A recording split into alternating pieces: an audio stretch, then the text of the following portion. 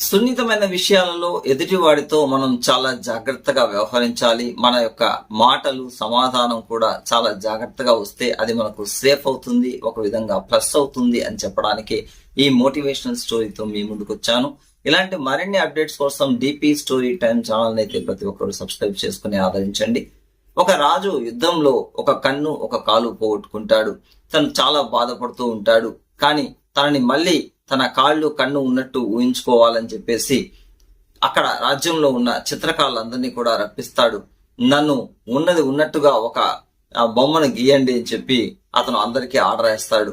అప్పుడు ఆర్టిస్టులు అందరూ భయపడతారు. అదే అతనికి ఒక కన్ను లేదు, ఒక కాళ్ళు లేదు, ఇది ఉన్నది ఉన్నట్టు గీస్తే రాజు కోపం వస్తుంది, తనను తాను చూసుకొని వెంటనే మనకు ఏదో ఒక శిక్ష విధిస్తాడే అని చెప్పి భయపడుతూ ఉంటారు.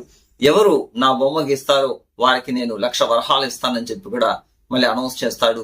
అటు ఇటు చూస్తూ ఉండగానే ఒక ఆర్టిస్ట్ చేయెత్తి నేను మీ బొమ్మ గీస్తాను అని చెప్తాడు. వెంటనే ఆర్టిస్టు బొమ్మ గీయడం మొదలు పెడతాడు. కొంతసేపటికి ఆ బొమ్మను రాజ్యసభలో ప్రవేశపెడతారు. అందరి ముందర రాజ్యసభలో ఆ బొమ్మను తెర తీసినప్పుడు రాజు చాలా ఆశ్చర్యపోయి వెంటనే ఆర్టిస్టును పిలిచి 1,00,000 వరహాలు ఇచ్చి అతన్ని ఎంతగానో అభినందిస్తాడు. ఇంతకీ ఆర్టిస్ట్ గీసిన బొమ్మ ఏమో తెలుసా?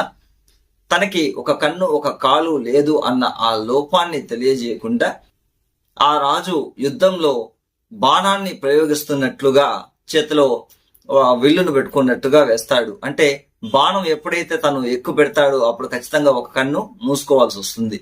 అలా ఒక కన్ను మూసుకొని ఒక కాలు మడిచిపెట్టి మరో కాలుని పైకెత్తి కూర్చున్నట్టుగా విల్లుని పైకెత్తి శత్రువు వైపు చూస్తున్నట్లుగా తన యొక్క చిత్రాన్ని అయితే గీస్తాడు. అంటే ఆ రాజులోని లోపాన్ని కూడా చాలా అందంగా కనబడనట్లుగా, అందులో వీరత్వం ఉట్టిపడేటట్టుగా ఆ యొక్క బొమ్మనైతే అతను గీస్తాడు. ఇది అభినందనీయం. ఇలాంటి స్టోరీలు ఎందుకంటే ప్రతి ఒక్కరు కూడా ఎదుటి వారిని లోపాలని మనం వేలెత్తి చూపించకుండా దాన్ని కూడా సున్నితంగా అది లోపం అని చెప్పకుండా దాన్ని కూడా అందంగా వాళ్ళకి తీర్చిదిగలిగితే వాళ్ళ మనస్సును ఒప్పించకుండా ఖచ్చితంగా వాళ్ళ యొక్క అభినందనలు మెప్పును కూడా మనం పొందగలుగుతాం. అదేవిధంగా వాళ్ళని కూడా మనం సంతోషపరచగలుగుతాం.